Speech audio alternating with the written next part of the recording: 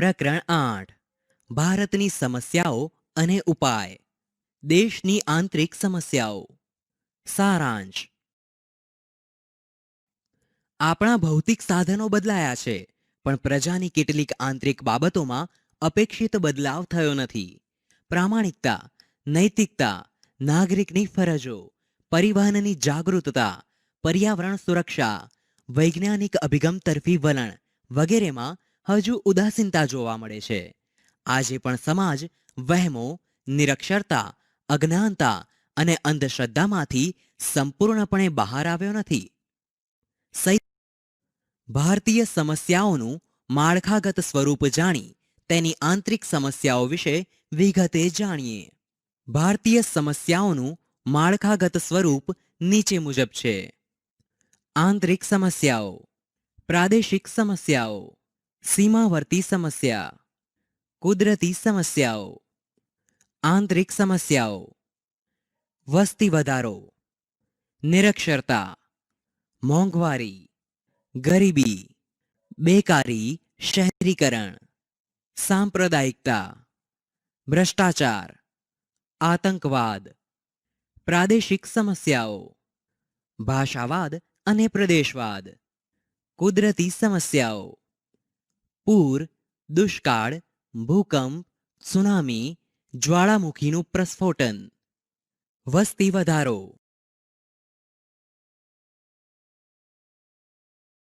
મોટાભાગની સમસ્યાઓનું મૂળ વસ્તી વિસ્ફોટ છે. વધતી વસ્તી સામે સાધન સુવિધાઓ વધારવી પડે છે.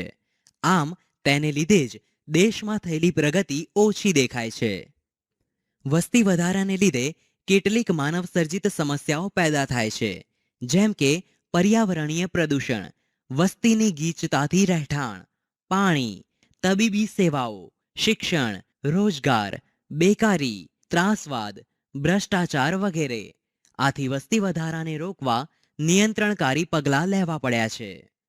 ભારતમાં 2001ની વસ્તી ગણતરી મુજબ 102 કરોડ જેટલી વસ્તી હતી, જે આજે 2011માં 121 કરોડ જેટલી થઈ છે, એટલે કે 18.14 કરોડનો વધારો થયેલ છે. 1951થી 2011 સુધીની વસ્તી વૃદ્ધિ નીચેના ટેબલ અને ગ્રાફ દ્વારા જાણીએ. વર્ષ 1951 વસ્તી વૃદ્ધિ 31.60 કરોડ. વર્ષ 1961 વસ્તી વૃદ્ધિ 43.92 કરોડ. વર્ષ 1971 વસ્તી વૃદ્ધિ 54.81 કરોડ. વર્ષ 1981 વસ્તી વૃદ્ધિ 68.33 કરોડ.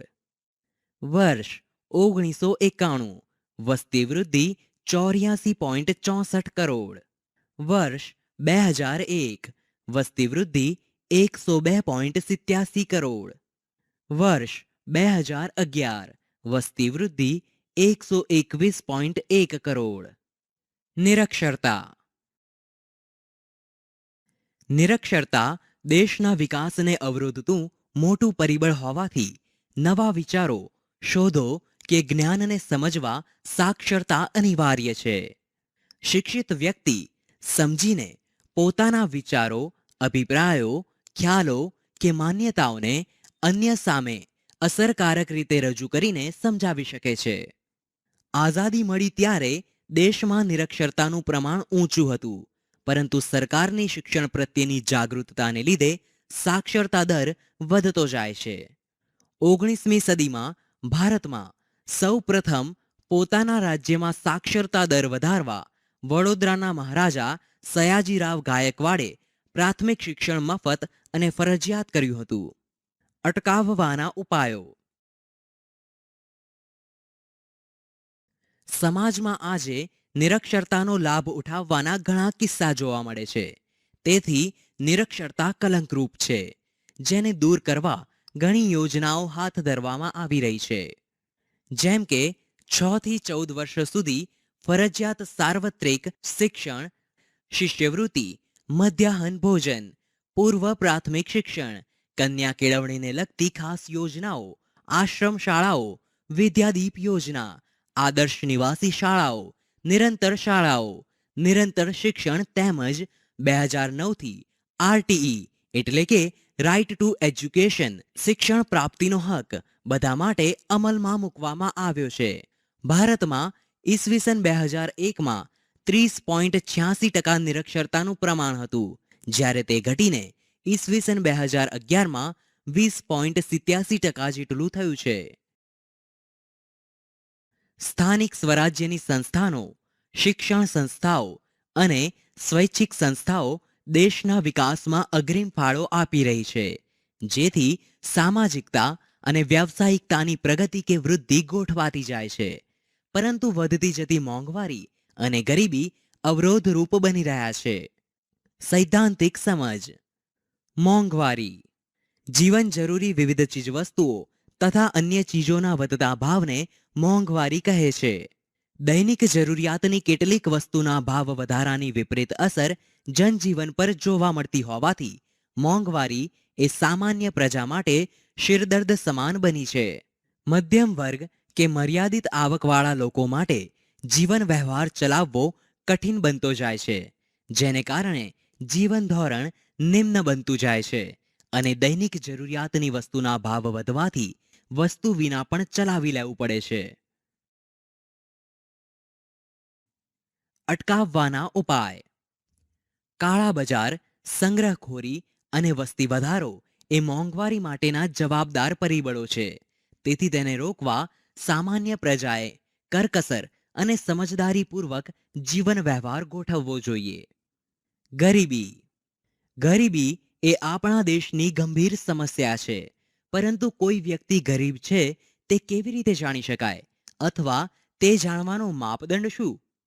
કોઈ પણ વ્યક્તિ રોટી, કપડાં અને મકાન જેવી જીવનની મહત્વની જરૂરિયાતોથી વંચિત રહેતો હોય તો તેને ગરીબ કહે છે. દેશના મોટા ભાગના લોકો જીવન ધોરણની પાયાની જરૂરિયાતો જેવી કે રોટી, કપડાં, મકાન, રોજગાર, શિક્ષણ, આરોગ્યથી વંચિત રહેવાની સ્થિતિને ગરીબી કહેવાય છે. ગુજરાતમાં હાલ ગરીબી રેખા નીચે જીવતા લોકોનું પ્રમાણ 14.7% જેટલું છે. લોકોની ખરીદ શક્તિ અને આવકના ધોરણના આધારે ગરીબીનો માપદંડ રચવામાં આવે છે. ભારતની પંચવર્ષીય યોજનાઓને કારણે શિક્ષણ અને આરોગ્યની સેવાઓમાં વધારો, ઉદ્યોગ ધંધાનો વિકાસ તેમજ રોજગારીની તકો મળતા ગરીબીનું પ્રમાણ ઘટી રહ્યું છે. ટેકનોલોજી અને યાંત્રિક ખેતીથી લોકોની આવકમાં સુધારો થયો છે. બીપીએલ એટલે કે બિલો પોવર્ટી લાઇન, ગરીબી રેખાની નીચે જીવતા લોકો. જેમને પોષણયુક્ત આહાર મળતો નથી, ગંદા રહેઠાણમાં વસવાટ કરવો પડતો હોય, પૂરતી તબીબી સારવાર ન મળતી હોય, જે અભણ હોય, જ્યાં બાળકોને મજૂરી કરાવાતી હોય, તેવા લોકોને ગરીબી રેખા નીચે જીવતા લોકો કહી શકાય. સમાજનો વિકાસ કરવામાં અવરોધરૂપ ભ્રષ્ટાચાર અને બેકારી પણ છે. ભ્રષ્ટાચાર માટે ક્યારેક નાગરિકો જ તેને પ્રોત્સાહન આપે છે, જેને કારણે ભ્રષ્ટાચાર આટલો વકરી રહ્યો છે. આમ લાંચ લેવી કે લાંચ આપવી એ બંને બાબતો ગુનો બને છે. સૈદ્ધાંતિક સમજ. ભ્રષ્ટાચાર. સામાન્ય રીતે ભ્રષ્ટાચાર એટલે કે જે વસ્તુ આપણા હકની કે અધિકારની હોય છતાં તે મેળવવા કે વાપરવા માટે આપણે કશુંક ચૂકવવું પડે તેને ભ્રષ્ટાચાર કહે છે. ટૂંકમાં વ્યક્તિ સાથે બિનકાયદાકીય અનીતિભર્યો વ્યવહાર. છેતરપિંડી, ભેટ સોગાદો લેવી, લાંચ રૂશ્વત લેવી વગેરે સ્વરૂપે ભ્રષ્ટાચાર જોવા મળે છે, જે સમગ્ર જનજીવનમાં વ્યાપકપણે પ્રસરી ગયેલો છે. કેટલાક લોકો અનૈતિક અને બેજવાબદારીપૂર્વક પોતાનો સ્વાર્થ સાધવા પોતાના પદ, સત્તા વગેરેનો ઉપયોગ કરી ભ્રષ્ટ આચરણનો આશ્રય લે છે, જે સમાજનું મોટામાં મોટું દૂષણ એટલે કે કલંક છે. ભ્રષ્ટાચારની અસરો. ભ્રષ્ટાચારથી દેશના તેમજ વ્યક્તિગત મૂલ્યો પર ઘણી ખરાબ અસરો પડે છે. માનવ અધિકારોનો ભંગ થાય છે. રાષ્ટ્રનો વિકાસ અવરોધાય છે. નૈતિક મૂલ્યોનો હાશ થાય છે. મોંઘવારીને પોષણ મળે છે. કાયદા કાનૂન પ્રત્યે વિશ્વાસ ઘટે છે અને સગાવાદ પોષાય છે. માનવીય વિશ્વાસ અને શ્રદ્ધા ઘટે છે. અટકાવવાના ઉપાય. ભ્રષ્ટાચારના દૂષણને દૂર કરવા 1988 થી ભારત સરકારે કાયદાની જોગવાઈ કરેલ છે. તેમજ 1964માં લાંચ રૂશ્વત વિરોધી બ્યુરોની રચના કરેલ છે, જે ભ્રષ્ટાચારની તપાસ કરે છે. નાગરિકોને આ સમસ્યાના ઉકેલ માટેનું માર્ગદર્શન આપે છે. બેકારી, બેરોજગારી. આજના વૈજ્ઞાનિક યુગમાં અદ્યતન ટેકનોલોજીથી બેકારીમાં વધારો થયો છે. જેમ કે કમ્પ્યુટરાઇઝ્ડ કાર્યપ્રણાલીથી સારી ગુણવત્તાવાળું કામ ઝડપી બન્યું, તેમજ ગામડાઓમાં ખેતીમાં યાંત્રિકીકરણ થતાં ખેતમજૂરો માટે રોજીરોટીનો પ્રશ્ન વિકટ બન્યો છે. તેઓ કામની શોધમાં શહેર તરફ વળ્યા, જેથી ગામડા તૂટતા થયા છે. શિક્ષણનો વ્યાપ વધ્યો છે, પણ નોકરી કે રોજગારીની તકો પૂરી ન સર્જાતા પણ બેકારીનું પ્રમાણ વધેલ છે. શહેરોમાં વસ્તી ગીચતા વધતી જાય છે, તેથી પાણી, રહેઠાણ, વાહન વ્યવહાર, સ્વચ્છતા, આરોગ્ય અને શિક્ષણ વિષયક પ્રશ્નો ઊભા થયા છે. ગંદા વસવાટો અને ઝૂંપડપટ્ટી વધતા અસામાજિક પ્રવૃત્તિઓ, બાળમજૂરી, નશાકારક ચીજોનું સેવન, માનસિક તાણ વગેરે સમસ્યાઓ ઝડપથી વધી રહી છે. 18 વર્ષથી ઉપરના જે લોકોને રોજગાર મળતો નથી, તેઓ બેકાર લોકોની ગણતરીમાં આવે છે. અટકાવવાના ઉપાય. આ સમસ્યાના નિવારણ માટે સમાજની કેટલીક સેવાભાવી સંસ્થાઓ તેમજ સરકાર દ્વારા ઘણી યોજનાઓ અમલમાં મુકાયેલ છે, જેના દ્વારા પ્રાથમિક જરૂરિયાતને ધ્યાને લઈ ઝૂંપડપટ્ટીની કાયાપલટ કરવાના પ્રયાસ હાથ ધરાય છે. 1. ખાસ આવાસ યોજના. 2. મફત શિક્ષણ. 3. પીવાનું શુદ્ધ પાણી. 4. સ્વચ્છતા. 5. તબીબી મોબાઈલ વાન સેવા. 6.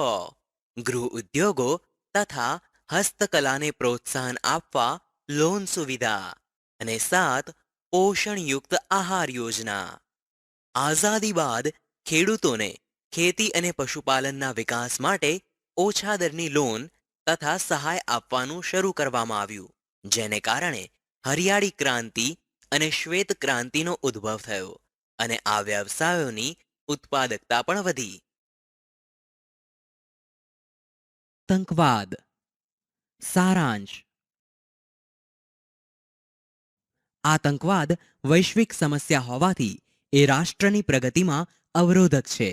શાંતિ, અમન, ભાઈચારો તથા દેશની આબાદીને છિન્ન ભિન્ન કરવાવાળી હલકી મનોવૃત્તિનું હિંસક કૃત્ય છે. આતંકવાદ મોટે ભાગે હિંસા અને ઘૃણા ફેલાવી લોકોમાં ભય પેદા કરે, તેમજ તેનો ઉદ્દેશ ક્યારેય પવિત્ર કે શ્રેષ્ઠ હોતો નથી. સૈદ્ધાંતિક સમજ. આતંકવાદ મુઠ્ઠીભર માણસો દ્વારા સંગઠિત અને આયોજનબદ્ધ રીતે કરવામાં આવતું જંગલી કૃત્ય છે, જેમાં બળજબરી, ધાકધમકી, હિંસા કે ત્રાસ આપવાનો વ્યવસ્થિત પ્રયોગ થતો હોય છે. ઉપરાંત આવું કૃત્ય કોઈ પણ સરકાર સમક્ષ પડકારરૂપ બને છે. આતંકવાદ એ બળ પ્રયોગનું હાથવગું સાધન છે, તેથી કોઈ પણ સ્થળે લોકોને નિશાન બનાવવામાં આવે છે, જેમ કે ભૂતકાળમાં સંસદ પર થયેલો હુમલો, હોટલ તાજ પર થયેલી ઘટના, મુંબઈના બોમ્બ બ્લાસ્ટ, અક્ષરધામ પરનો હુમલો વગેરે. આતંકવાદને કોઈ સગાવાદ નડતો નથી કે તેની કોઈ ભાષા કે કોઈ ધર્મ નથી. માત્ર વેરભાવને લક્ષ્યમાં લેવામાં આવે છે. અટકાવવાના ઉપાયો. નાગરિકોએ હિંમત અને દક્ષતા રાખીને મક્કમ બનવું જોઈએ. દેશના ગુપ્તચર તંત્રને વધુ કાર્યક્ષમ બનાવવું જોઈએ. લોકોએ સુરક્ષા દળોને સહકાર આપવા હંમેશા તૈયાર રહેવું જોઈએ. લોકોને મુસાફરીમાં કે જાહેર સ્થળોના મેળાવડામાં ચેતતા રહેવું. તેમણે ખોટી જાહેરાતો કે અફવાઓથી અલિપ્ત રહેવું. સીસીટીવી કેમેરા અને મેટલ ડિટેક્ટર જેવા ઉપકરણોથી સુરક્ષા દળોને સુસજ્જ કરવા જોઈએ. વિદ્યાર્થી મિત્રો, આ પ્રકરણ અહીં સમાપ્ત થાય છે.